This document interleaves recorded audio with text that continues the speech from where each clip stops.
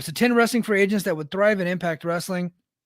I thought it was a pretty interesting article because I didn't even realize that some of these folks were even free agents. And the reason why I think it's so interesting is because Impact just lost Morrissey. So Morrissey's gone, right? The Good Brothers potentially on their way out. They're still in contract negotiations. A deal could always get done, but if the Good Brothers leave, that's a significant amount of money that just opens up. So now, like, they have their salary cap, right? So a significant amount of money just opens up from their salary cap, so they can actually afford to bring in other people. So you got the Good Brothers possibly on the way out. W. Morrissey, Jay White's finishing up. Jonah just recently finished up. I don't know what Chris Bay's status is. Will remains to be seen there. I don't know how long his deal is, but let's just say that there's some spots coming available, and there are free agents out there, interesting free agents. One name I'm just going to shoot down that didn't make the list, and I know that people are going to want to talk about it. Wyndham has, according to Sean Ross Sapp and Fightful Select, Wyndham has straight up shot down any type of contact with Impact. He's not interested in going to Impact, so we're going to strike that one from the record. Okay, so at number 10 is, here we go. Yes, there's the logo. It doesn't cover the whole screen. Good job, Gilbert. Sorry. Yeah, we tried. Yeah.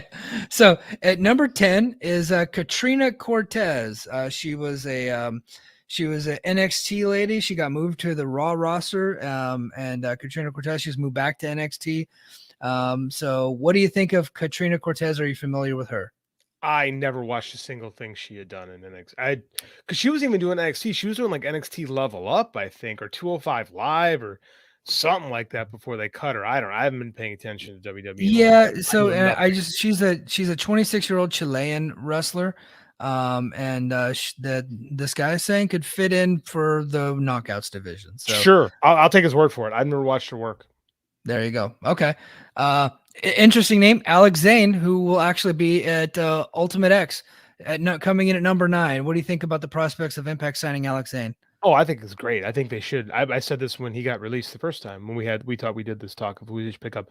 Alex Zane's a no-brainer, right? I think New Japan really liked him early in the pandemic, and then he jumped at the chance to go, because I get it, 30-something, this is your shot to go, and it didn't fit, which anyone who knew Alex Zane told you that wasn't going to fit. Yeah. But I think he fits in real well with the X division here. I like that he's already got a built-in feud going with Ace. And he's an anti-Bullet Club, so I can see him as being one of these guys that jumps between Impact and New Japan. That's a guy I think you got to lock down if you can. Yeah. Nonzo, going under the pseudonym of Chuck Obi, says Alex Zane would be a good pickup. I agree, Nonzo. I agree, buddy. Yeah, so next at number 8 is Nixon Newell. She was struggling to break out during her time in the WWE system. The former Tegan Knox is what she was. She had several injuries there. But what do you think of the prospects of Nixon Newell coming into Impact? She's super talented. She's got great babyface fire. I think she's really good in the ring. The problem with old Nixon is those knees, man. Yeah. I think she tore. I think I could be wrong on this. I know she tore at least 2 ACLs. It might have been 3. Yeah. I don't know how many, but I know that it was pretty bad. And I think that one of her injuries was, somebody said it was like one of the grossest things I've ever seen. Like, it was just a terrible, terrible injury, and she never really regained her form. But a lot of people say that she's really good still, and that she has more to contribute, and maybe a lighter schedule would be better for her body. And that's what you would get at Impact. You're working, a couple times a month there. I'm surprised that no one has tried to grab her as of yet, because she's been on the market for a bit. Yeah. Here's a very interesting name, and I am all about this one. I like this guy, Biff Busick. Yeah, he's fantastic. The former Oni Lorcan. Thank you. I was looking for his name in here, Oni Lorcan, but I liked him. Hold on, before you go, of all the bad WWE names that have ever been created, and there's some really bad ones. Just watch NXT any given week, and it sounds like villains from an 80s high school movie. Like Oni Lorcan is on another level. Like, those aren't even words. No. It's bubble tops. Like, it's so ridiculous stuff. Biff Busick is great, though. It's the guy they should pick up. He's really good and fun. Yeah, he's really good, fun. He's got great social media game. I think this is somebody they could bring in and they can get behind him. Interesting name. Probably not as a wrestler, but more as a commentator. But I think we've talked about her before. But Veda Scott coming in at number 6. Yeah, the AEW did some stuff with Veda when they had their women's tournament that I forget the name of. She did a bunch of stuff with Ring of Honor for a while. Veda's She called the All talented. Knockout show last year for She Impact. did. I was Yeah. at that show, so she did do that. Yep. I like Veda. The problem is where do you use her? Right? We've only got what's that? Oh, I guess before the Impact, which nobody watches, but yeah, if they do bring back like an explosion type of show, I could see her doing that. Or maybe you bring her in just to give you insight. Like, it's okay to bring in an extra commentator for specific reasons, and you bring her in for some knockout stuff. So maybe I could see that. Here's Yeah. the thing though. The one thing I like about Impact more than anybody else is they've kept their booth small, right? We've Yeah. had a lot of turnover in the booth, but it's a 2-man booth, right? It's That's one true. of the easier right now, especially it's one of the easier listens in pro wrestling because they don't have to like plug a million things, right? Like Michael Cole is always plugging something, and Excalibur almost dies once a show on Dynamite trying to get in all the plugs and mentions, just and then he implodes. So it's really nice. It's really nice to hear Tom and Aiden English. What Raywall? Thank you. I just blanked on his name.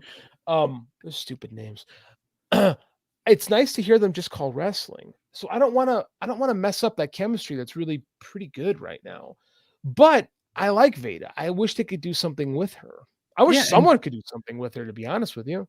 Yeah, I mean, it makes she's. I thought she was pretty good on that knockout show, and I thought she did a really good job with the AEW tournament. Yeah. And, Speedball's there. They just got married. Like, cool. I think it makes all sense in the world to try to find a spot for. Mm-hmm. Coming in at number 5, former Impact champion Johnny Elite, Johnny Impact, Johnny Mundo, Johnny whatever the fuck, but Johnny. He has been doing some stuff with All Elite Wrestling, but he wasn't on this week. I don't know if he did any AEW Dark recently, but what do you think about old Johnny Impact coming back? Sure, why not? He's still talented. He's 40 something. He can still go. Looks great. I mean, like, I just we've been there, done that kind of thing with him. Yeah. And AEW's kind of used him. Let's be real, kind of as a job guy. Yeah, I think that's the slot that they see him in, and I think he's better. I think he has better upper mobility and Impact, and I think he would be kind of more of a top guy in Impact. But is that good though for Impact? Is if you bring in this guy as a top guy who you're not a partner promotion, but a promotion you partner with used as a job guy, right? That defines you down a little bit. Like I think if you bring in Johnny Elite or Johnny Impact and have him put a bunch of dudes over, I think that's the move. Yeah, maybe bring him in on one of those 6-month deals and push him up to put over Josh. He's a former champion, so you know what? I like that idea. I think you can build a good episode of Impact around that and have Josh take a. I mean, it'd be really nice actually if Josh could beat a bunch of former champions this year. I think that would help him. And there's a lot available out there. Tons. A lot available. Candace LaRae. I guess actually her WWE name was Candace LaRae. Sorry, I was looking for a WWE name. Yeah, she's Candace LaRae. That's all. Yeah. I think she's very good. I think she's very interesting. I think she's all elite. So I don't know. We've been saying she's still coming off the postpartum stuff. So when I say postpartum, I don't mean postpartum depression. I mean just she gave birth like 3 months ago. Like it takes a while to get back into fighting form and ready to go. I do think because she's got a lot of friends. She's in the PWG clique. So yeah, I think honestly, you could see her in AEW before you see your husband. He's about to come up. Yeah, I think that AEW's women's roster they like her. She's part of that Young Bucks crew. I think that they pick her up. But if Impact were able to bring her in, look, a lot of like Mia Yim just signed a 6-month deal. I don't think that's out of the realm of possibility for them to take a flyer on her, bring her in for a while she builds back up her credibility and then heads over to AEW. I'm gonna be honest with you. I think she's better than everyone we have I think her and Deanna would be the top 2. I think Candace is awesome. You think she's that good? 100%. I'd go to my grave saying I'll be honest, have not seen much of her stuff. I'm gonna tell you something. Don't watch her indie stuff because it has not aged well because of her former tag team partner, another And former I Impact was alum. not a fan of that type No, of because stuff. it's And terrible. But so she was really good at she what she did. was always at a deficit with me. The Joey Ryan stuff turned me off, and she was a big part of that. Yeah, she is. So I don't want to get into the whole complicit argument thing no, because no, you no, don't. no. I'm not saying that. Yeah, So because you don't know. I mean, yeah, who knows who knows what stuff. yeah. But I think Candace is super talented. I think WWE had her doing a lot of stupid shit in the last year of her career and never quite. I don't think she ever quite was given the opportunity to do what she was capable of. Yeah. Coming in at number 3, which I disagree with. I think he should be higher, but Claudio Castagnoli or Cesaro. I think that whatever he wants, you give it to him. You bring him in as a top guy immediately. I don't think he wants to. No, I don't think so either. But he is of all the free agents that so far have been named. I think he's not. I don't know that he would be like a significant draw for Impact, but I think that he would make a little bit of a difference for them. WWE has made sure that nobody is a draw. Well, of all the people that are free agents right now that could be a draw, that if Impact were to get, that would actually make a dent and make it like would move tickets and move pay-per-views and move ratings, it'd be Wyndham, but he's not interested, and they're not going to pay him the money he wants. So, like, he would be the only guy that's a draw. Nobody else is a draw. Like, I thought Braun Strowman would be a draw in the Indies. Nothing. Hadn't done nothing important. Their whole business model is to make sure the brand is a draw. And look on Twitter. If anytime anyone leaves that company, it's like, yeah, you know what? You were trash anyway. Like, that's just what they are, man. I mean, I like Claudio. I think he's excellent. I think he have great matches. I think you bring him in and have him put over Josh. Yeah. No. Yeah. That would be fun. Dakota Kai. I think she's another one that's all elite, but if Impact were able to bring her in, I think that she would be significantly improve. I have seen a lot of her stuff, and I think she's fantastic. And she's really good. She would significantly improve the Knockouts division for sure. Yeah, that's something you got to try to move heaven and earth to try to make happen. But I kind of agree with you. I think because the AEW women's division does need a big boost, and they got the money.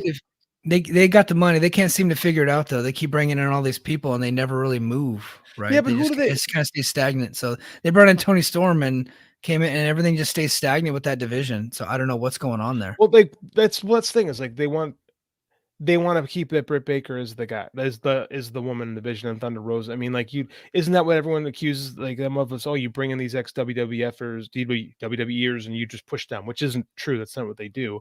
Right. But unfortunately, that's pro wrestling, and they don't, for better or worse. And I'm not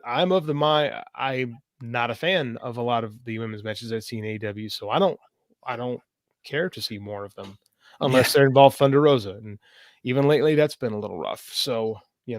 Yeah. And you got to keep bringing in talent until it gets better. Right. Mm-hmm. Yeah.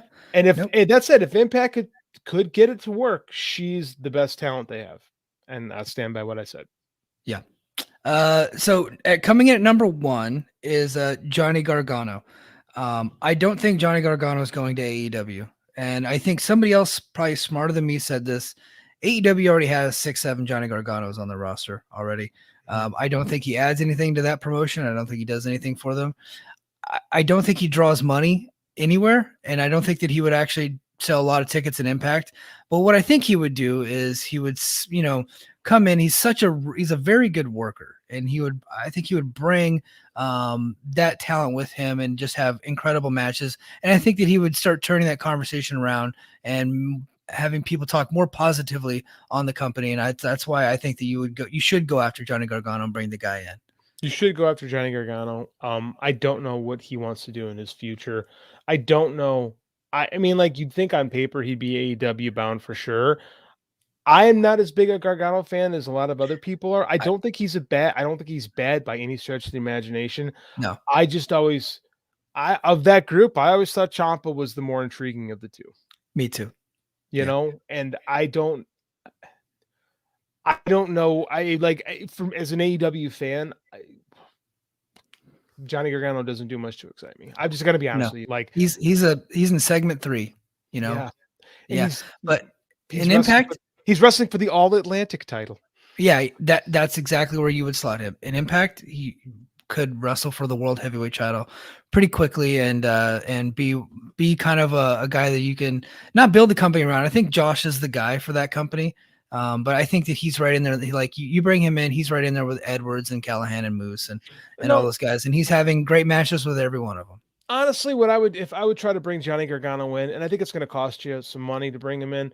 Yeah. But you could actually pair him with Josh for a little bit and have him turn on Josh and have a really good series of matches out of it. Because Johnny is the way stuff was stupid, but the stuff he was doing earlier with Gargano as a heel was with Ciampa as a heel was much better. Yeah. So I think it can work.